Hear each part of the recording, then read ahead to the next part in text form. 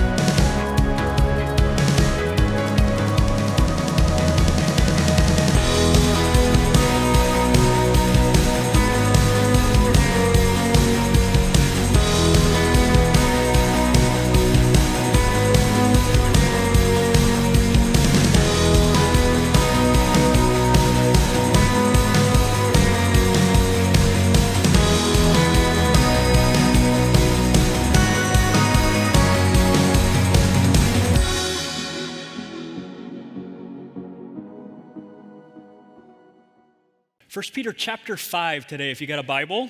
First Peter chapter 5, good morning. Good to see you. First Peter 5 is where we're going to be today for the sixth and final message in this teaching series we've been in over the last several weeks called Resilient. Well, we're just walking through this book, which is actually a letter written by a saint-formed fisherman, a guy named Peter, who wrote a letter to people that were scattered all over the known world under intense pressure because of their faith, who they believed in, and what they believed about him. And he encourages them to hold out hope even when the world gets hard. And so we've looked at his encouragement to them and applied it to our life. We're talking about how to hold out hope when our world gets hard. That's been kind of that's the primary theme kind of this series for us is looking through that and asking, how do you live when your faith is under fire? That's the primary theme, and we've seen it every week in these chapters. Kind of a secondary theme has emerged. I don't know if you've noticed this. Brian and Jose Luis and I, as we were studying it this week, noticed primary theme, how to hold out hope when the world is hard, is something that we've talked about every week. But there's this shadow theme that's accidentally emerged over the last several weeks. Secondary theme is games Chris hates. Have you noticed that? If you were here week one, we talked about don't break the ice. Talked about how to live when the world feels like it's just chipping away at your foundation and you're trying to figure out how long your holdup is going to hold out. And then another week, we played Pictionary. We talked about Pictionary together. At least one of us played Pictionary. If you were here, I don't know, I'm not a guy that likes to lead out of shame, but you guys are terrible at Pictionary. You remember? Well, we talked about how Peter encourages us to be the kind of people that paint a picture for the world, that the world can see and discern who it is that's among us.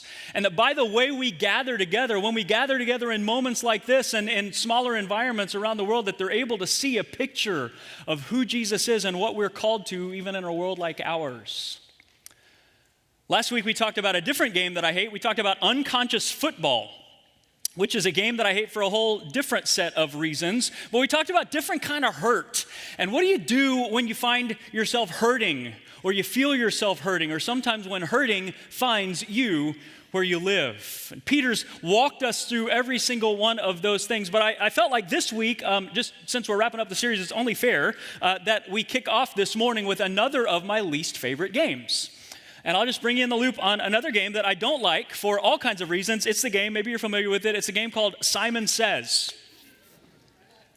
So you're familiar with Simon Says. So you know the game. One person is the leader when it comes to Simon Says. The leader's responsibility is to do what? Because they're the leader. Right, they give commands. They give orders as the leader. That it turns out the leader themselves does not have to do. Everybody else has to just follow the commands that the leader gives. You're familiar with the game. The problem with the game, and one of the reasons that I hate the game Simon Says, is that more often than not, the leader in Simon Says is a jerk. Like, not a good leader at all.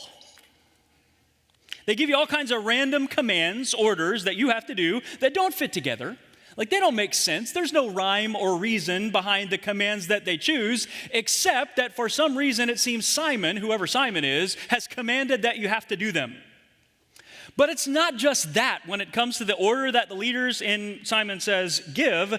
Their real goal is not to lead you. Have you noticed? Their goal is to trick you. Turns out the leader in Simon Says has very little interest in whether or not you do what Simon says. What they're really after is trying to get you to do something that Simon didn't say. They want to bait you and trick you so they can catch you and then shame you in front of everyone for doing something that Simon didn't say. They bait you, they trick you to catch you and shame you. It's awful. And we do this to our kids. That's why the world hates the church. I mean, that's why the world hates Simon Says.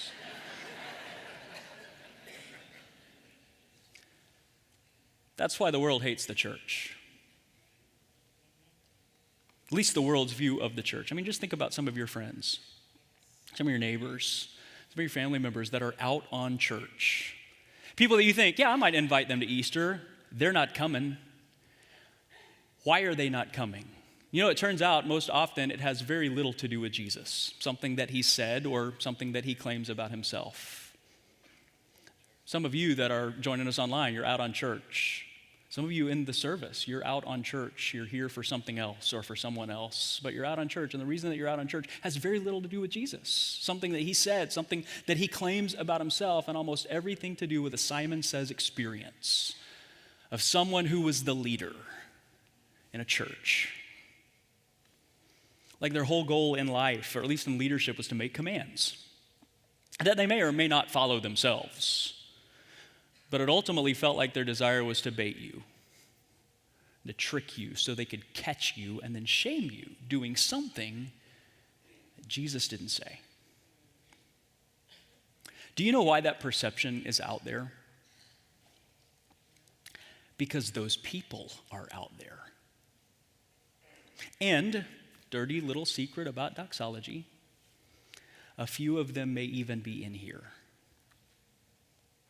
A no perfect people allowed kind of church means even the religious, legalist Pharisees come in from time to time. But sometimes it's not just that they're among us. It's sometimes that they're within us. Sometimes we even find that bubbling up and overflowing out of us. And isn't it true when it comes to all of us? The worst things about us tend to bubble up in us and overflow out of us when we find ourselves under pressure. So maybe it's not a surprise that as Peter wraps up this letter, talking to people who live in a world under pressure, that he closes his letter talking directly to leaders, talking directly to the people that they lead, and talking to all of us as well. Peter ends this letter to people that live and lead in a pressurized, tension-filled world to encourage all of us to find a better model for leadership than Simon Says. Are you ready for that? 1 Peter chapter 5, look beginning in verse 1. 1 Peter chapter 5, beginning in verse 1. Peter writes, "To the elders among you, I appeal as a fellow elder and as a witness of Christ's sufferings, who also share in the glory to be revealed. Be shepherds of God's flock that's under your care, watching over them, not because you must, but because you're willing. as God wants you to be, not pursuing dishonest gain, but eager to serve, not lording it over those entrusted to you, but being examples to the flock. When the chief shepherd appears, you will receive the crown of glory that will never fade away. So Peter addresses this instruction to, quote, the elders among you. And so right off the bat, we probably ought to figure out what he means and who he's talking about when he talks to elders. You may be aware, at Doxology, we have a group of people who hold an office called elder. They have the role of elder around here. And actually, at Doxology, that gives us confidence. It gives us security, or it should. I know there's something in kind of all of us sometimes that don't love to be represented by somebody else. And partly just because we're American, we like our vote to count. We like our vote to matter.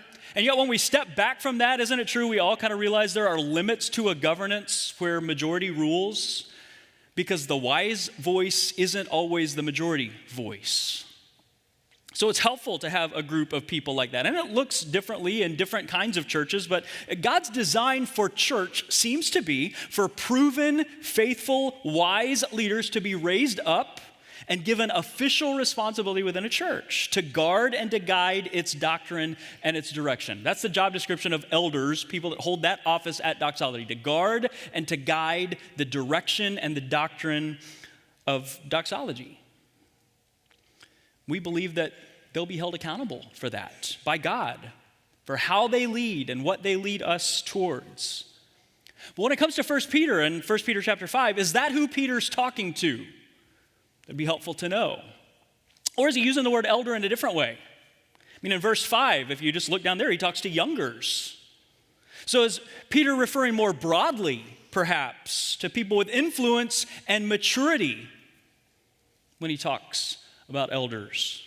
I mean, Peter calls himself there in verse 1 a fellow elder. And I don't think any of us really think that Peter held an office of elder in all of these churches that he was writing to throughout Cappadocia and Galatia and Asia and all of the places that he was writing to scattered people. So which one is it? Is he talking to people with maturity and influence? Or is he talking to people who hold an office? You know what I think it is? I think it's both. I think if you were to just substitute the word every place you see elder in this chapter, not every place in Scripture, but here in this chapter, if you were just to substitute the word leader with a capital L, I think that's who Peter's talking to here. He's talking to anybody that has official influence, for sure. But he's also talking to people who have any kind of unofficial influence. In our context, that would be elders, official influence. But secondarily, he's talking to community group leaders. He's talking to children's ministry volunteers, coaches, first impressions volunteers, deacons, staff, parents. Anyone who has a level of maturity that gives them spiritual influence in the life of another person. I think that's who he's talking to. This is what we ought to aspire to be, those of us who are leaders in any way. This is what we ought to expect out of the leaders that we elevate in our life, specifically when we elevate people and leaders in our church. That matters for some of us who read this and think, well, that's not me. I'm sure not an elder, and I'm not even really a leader. Like, I just don't tend to be that kind of person. If that's you, I would tell you, pay attention to these passages because they matter for you in two ways. The first way is this: all of us have some level of influence somewhere. Every single one of us has influence somewhere over something. Whether or not you're aware of it, there are people who are looking to you and listening to you. There's a spiritual influence in their life. Wherever you live, however you lead. But the second way that this matters for us is that we choose the leaders that will follow. All of us do, formally and informally. And we've got to choose wisely. And we've got to elevate the right kind of leaders to lead us, because leadership matters in the church. And again, Peter's talking specifically about leadership in the church here. This is not the standard that you need to hold your unbelieving boss to. This is different from that. And remember, all throughout this book, what Peter said to us over and over and over is that it's not the role of the church in the world to try to force the world to look and live like us. It's to provide a compelling alternative for the rest of the world. A life that's appealing enough so that a world under pressure can see what resurrection life looks like. It's appealing enough that they ask you a reason for the hope that's in you, that they see in you, that they don't have for them. The church, you could put it this way, is designed to reflect a destination that the culture around us can't help but be drawn to. The church is designed to reflect a destination that the culture can't help but be drawn to. So don't hold your boss to this standard at the office, but absolutely hold yourself to this standard of leadership, wherever it is that you have influence. Peter says this has to be the leadership culture of the church, especially the harder the world gets. So the first thing you see about godly leadership there is in verse 1. He says to the elders among you, to the capital L leaders among you, I appeal as a fellow elder and as a witness, that's an important word, of Christ's sufferings, who will also share in the glory to be revealed. That word that we underlined there, the word witness. What's a witness? Well, if you think about a courtroom, what a witness is a person who's seen something or heard something, who's an eyewitness of something, who's had an experience with something that they're willing and able to talk about. They're willing to tell other people what they've seen personally or heard personally or experienced personally. That's not a bad definition for witness and who it is that we're called to be, especially as leaders. But if you want a little extra mustard on that, that Greek word for witness is the Greek word martyros. We get our English word martyr from it. We talk about a person who's willing to lay down their life or even give up their life because of their faith. And certainly Peter's not going that far. He would be a martyr, but he wasn't a martyr yet when he writes this, obviously. But it does have the implication of a person who's had an experience that they're willing to talk about, even when it doesn't seem to be in their own personal best advantage. Peter assumes that the leaders with a capital L that he's writing to are people who walk with Jesus every day, everywhere, and everything in a way that shows and tells, even when it's hard. People who walk with Jesus every day, everywhere, in everything, in a way that shows and tells. When you look to raise up leaders in the church, Peter says, especially in a world that's hard, when we get ready to affirm elders as a church, when we get ready to hire pastors, when we commission community group leaders, like we'll do here in a few minutes, when we look to grow in our own leadership or elevate leaders around us, more important than their intellectual capacity or their academic training or their business acumen or their capacity to teach an entertaining lesson or their stunning good looks, when we raise up a leader, when we look to others for leadership, when we give them influence over our life, we need to make sure that we're looking for people who are walking with Jesus every day, everywhere, in everything, responding to him in a way that's observable and they're willing and able to talk about.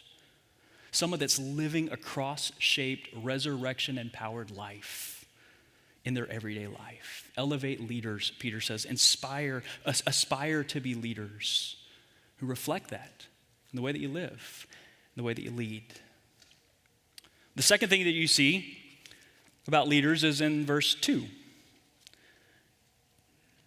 1 Peter 5, verse 2, he says, be shepherds of God's flock that's under your care. So here's what Peter's saying. As you aspire to be a leader, or as you look to raise up other leaders, lead like your leadership's on loan. Lead like your leadership's on loan. He uses this illustration of shepherds and sheep, which is a metaphor that shows up all throughout the Bible, but it's lost on most of us because most of us don't know any shepherds, and most of us don't have any sheep. A couple of things about shepherds in Peter's day. Shepherds normally didn't own the sheep that they shepherded. They were owned by somebody else. They were custodians of somebody else's sheep. So think about it this way. Think of sheep as livestock. You may not have livestock, but a lot of you have stock. You have a retirement account or an investment account. You own the stock, but you probably hire somebody else to care for it, to protect it, to keep it healthy so that it multiplies. You can think about shepherds as first century financial planners. That approach to leadership really matters if you think about the parallels there. A lot of times when we talk about leaders, we talk about our people. How do I get my people to do this? My people won't ever do that. How do you get your people to do that? Part of what Peter says here is, as a leader in the church, you don't have people. God's got people. You might have responsibility for people, but if you have responsibility, you've got accountability. And that changes the way you shepherd, changes the way you lead. I don't ever want my financial planner to forget that my money belongs to me, that I want it back better when it comes back to me because I put it in her hands, right? What if you saw leadership that way? The influence that you have wherever you have influence, what if you saw it that way, as if it's on loan? Peter goes on, watching over them, which doesn't just mean giving them orders, Simon says. It means to show specific and fitting care for them. It doesn't just mean supervising. It means to develop such a care for the people that you serve, the people that you lead, that you know them. You can learn their tendencies, you can learn their needs, you can tailor your leadership, your shepherding to the need of the moment. Sometimes it means that you take the teeth of the wolf first as the shepherd. It doesn't just mean you get a seat at the table. It doesn't just mean you get a name on the door. It's not about duty. It's about devotion. That's how Peter says we should lead each other. Not because you must, he says, but because you're willing. Lead out of devotion, not out of duty. Then he goes on in that same verse to say, not pursuing dishonest gain, but eager to serve. He says, lead out of passion, not just for profit. Like, as a leader, you got to check your motive for the influence that you have. Nothing wrong with getting a paycheck. Nothing wrong with having power. Nothing wrong with gaining something in some way. But if your primary motive in leadership is in what's in it for you, always going to act in the wrong person's best interest when the pressure gets applied. Peter says that can't happen in the church. Lead under passion, not for the profit. There's one other thing about the shepherd metaphor that shows up here that you may not have seen before. There in verse 2, he says, not lording it over those who are entrusted to you, but being examples to the flock. Here's what he's alluding to here. Any of you have house pets? You can show your hand. I'm not going to call you up. Some of you have dogs that live in your house. A few of you. Any of you? How about cats? Get out. No, I'm kidding. I'm kidding. I told you already. No perfect people allowed here. We let the cat people in too. Any of you have a house sheep? Anybody have a sheep that lives in your house? No? Do you know why? Because sheep cannot be commanded. Dogs, I can command my dog. You can even train your dumb cat to use a litter box, right? You cannot command a sheep. You know how to get the sheep to do what you want the sheep to do? You protect it, you provide for it, and then you go where you want it to go. That's what Peter says we should do as we lead. Last principle of leadership here is lead by doing, never by dominating. Lead by doing, never by dominating. That's what Peter says about leadership in the church. He says that's what it has to look like. That's one of the primary gifts that a church can offer to the world where we live, a different model for leadership than just the kind of leadership that's all about power and profit and getting to the top of the pyramid. We've got a model of leadership that inverts the organizational pyramid so that the people who find themselves with power and influence leverage their power and influence to serve the people that they're called to lead. What if we led like that wherever we lead? When leaders lead like that, isn't it true? Verse 5 gets easier.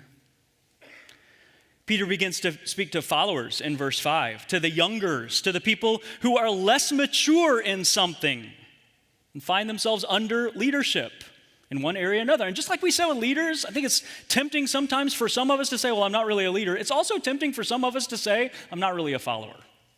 Like, I'm just a leader. Every room I show up in, I just can't help it. It's the way I'm wired. I just emerge as the leader. I'm always a leader everywhere I go. I'm not a younger in anything. And if that's you, I would just say to you, please be careful.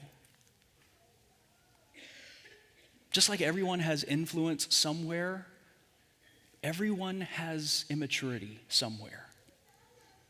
If you don't discipline yourself to recognize that, to be aware of it, take voluntary steps to counterbalance it, you're going to find yourself in trouble. And I don't want that for you. It's one of the reasons I'm committed to serving in an elder-led church with wise leaders that I'm actually accountable to, not just a pastor-led church. I wouldn't want it any other way. It's one of the reasons Carrie and I have decided that we're always going to be in a community group, but we're going to strive to be in a community group that we don't lead. Because even as a leader, maybe especially as a leader, I want to be really intentional about following well. Verse 5, Peter says, in the same way, you who are younger, submit yourself to your elders. We talked about submission earlier in the book. It gets kind of a bad rap in our day. People that command, Simon says, submission. That's never the way that the word submission is used. Submission has agency. It's voluntary. It means to be voluntarily selfless. And that's what he says we should do when we find ourselves under the influence of others. Be voluntarily selfless. Imagine that kind of environment where it's a joy to be the leader because of the way people who aren't the leader respond in a voluntarily selfless way to leadership. Where it's a joy to be a follower because of the way that the leader or the leaders hold his or her leadership or their leadership. What do you see in an environment like that when you imagine it? Well, Peter imagines at least three things. You see them in the verses that follow there. Look at verse 5, second half of verse 5. He says, all of you, the leaders and followers, clothe yourselves with humility towards one another, because God opposes the proud but shows favor to the humble. Humble yourselves, therefore, under God's mighty hand, that he may lift you up in due time. Cast all your anxiety on him because he cares for you. This is the kind of leader that we all follow. It says, be alert, of sober mind. Your enemy, the devil, prowls around like a roaring lion, looking for someone to devour. Picture that. Resist him, Peter says, standing firm in the faith, because you know that the family of believers throughout the world is undergoing the same kind of suffering. And the God of all grace, who called you to his eternal glory in Christ, after you've suffered a little while, will himself restore you and make you strong, firm, and steadfast. To him be the power forever and ever. Amen. A church that gets leading and following right, what does it look like? Well, at least three things there. The first one you see is humility. Humility. He literally says, clothe yourselves with humility. Or maybe even better translated, gird up yourself with humility, which is a hard thing for us to understand because it's, for most of us, been a little while since we girded anything, right?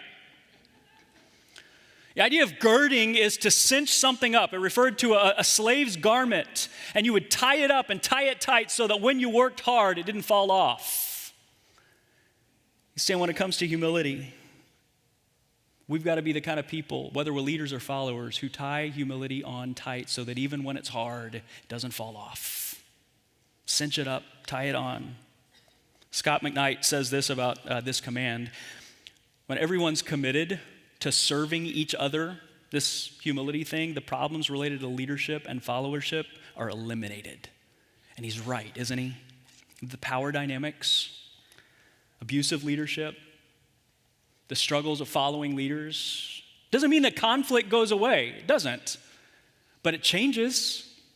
Takes a totally different form when both parties know that we can trust the other person to have our front and our back, even when we're in the middle of a conflict. Totally changes the way that we do conflict. And come on, could the world use a model for leadership and followership today that looked like that in the middle of polarization?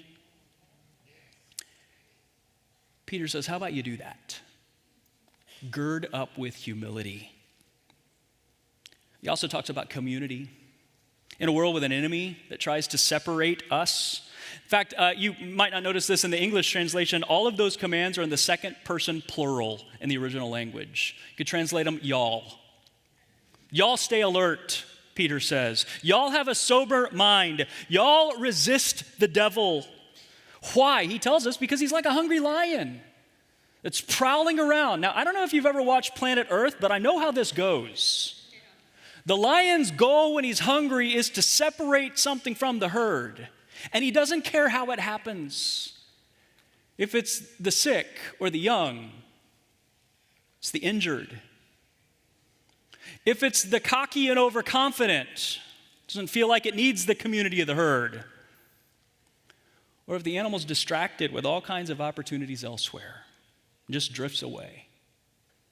The lion doesn't care. And Peter knows it. So he says, y'all, stay alert. Take it seriously. Resist and stand firm together. That's the last word, solidarity. Solidarity. Notice what he says, in a world that's hard, where pressure's coming, you find yourselves under fire, and there's an enemy that's prowling. Peter says, y'all resist and stand firm. Resist and stand firm for the lion. So I've never encountered a lion in the wild, alone or in a group, so I'm not an expert, but I don't think that feels like good advice. Maybe that's good for you to know about me, I guess, in case we ever find ourselves on a safari together. If you and I have an encounter with a roaring, hungry lion, I plan on resisting by running, not by standing firm. And it's like that old joke, yeah, I don't have to outrun the lion. I just got to outrun you. And I plan to. You notice what Peter says here in God's economy when it comes to our enemy? If we remain united and we remain alert together, especially in a world under pressure where it's harder and harder to hold on to hope, if we stay humble and alert and united and sober-minded, we don't have to run. The enemy will. But we've got to do whatever it takes to keep ourselves and to keep each other together. Listen, who in your life needs a phone call from you this afternoon because you haven't seen them in a while? You don't know where they're at. Maybe they're not drifting. Maybe they're not isolated. Maybe they're connected to someone or something somehow, and they're safe. Love them enough to make sure. Love them enough to check in. In a world that's hard, it may matter more than you think. And listen, this is why we're so committed to a neighborhood vision as a church, and towards forming groups of people who really follow Jesus, who really love each other, and who in intentional ways love the people that we're placed nearby in our actual neighborhoods. Because we want to live this way together when we're together. We want to lead this way together on location. For our church, but also for our neighborhoods, all across our city, to be the place where humble, genuine shepherds look with the heart and eyes of the good shepherd toward the people in the place that we live who say, we're going to stay together here. And despite how hard the world is, despite how hard the world gets, if the enemy wants to pick off people in our neighborhood, he's going to have to go through us. We want that for our whole city because we follow the Good Shepherd. We live in his life and his power, right? The one who, Palm Sunday, was free to ride into town humbly because he knew he rode triumphantly. He knew who he was. He knew why he was sent. He knew the cost. And he knew the joy set before him. So he rode into town differently than all of the other leaders of his day. Not to be served, but to serve. And to give his life as a ransom for many. And the world around him took notice. And they each got to make their decision. That's what Peter's inviting us into. As people that live and lead in the middle of a world that's hard, where we find ourselves under intense pressure to lead and to live with the life of Jesus as we're formed and we're forged even through the fire, tempered to look like Jesus wherever we go. That's the way to the resilient, resurrected life that holds out living hope in a world and towards a world who's desperate for life and hope. Would you bow your head with me? Look, I don't want to assume anything about you this morning. The truth is, life and hope have to come to you before it can go through you. And real hope can only ever come from one place. But it's available to all of us. It's why Jesus came to the earth, not just so you would serve him, but so that he could serve you and pay the price that you deserve to pay God. He could pay it on your behalf when he was nailed on a cross. When he rose from the dead, he offers you hope and forgiveness and peace and power and life that's eternal and abundant. And he offers it as a gift, and you've never received that gift. Right where you sit today, in the privacy of your own heart and in your own words, you can tell him, Lord, I will take that gift. I have put my trust in me for long enough, and this morning I'm putting my trust in you and the finished work of Jesus on my behalf. Lord, for those that are trusting you perhaps for the very first time today, and those of us who are remembering back to the moment that we trust you, the life that we received from you, and recognizing, Lord, that we haven't lived the life we've been given over the last however many days or months or years, would you remind us who we are? Would you remind us what you've done? Would you remind us the life that you've invited us to live from here, wherever you send us from here? To live living hope on location in the places that we go, and to lead like people who have life and nothing to lose when we gather together. Would you let us paint a picture for the world of who you are that's so much better than Simon says? We ask it in Jesus' name for his sake. Amen. Hey, thanks for watching. If something you heard resonated with you today, we would love to connect with you. Visit doxology.church/connect or leave a comment below. And if you enjoyed today's message and you want to see more, make sure you give this video a like and subscribe to our channel so you don't miss any new videos.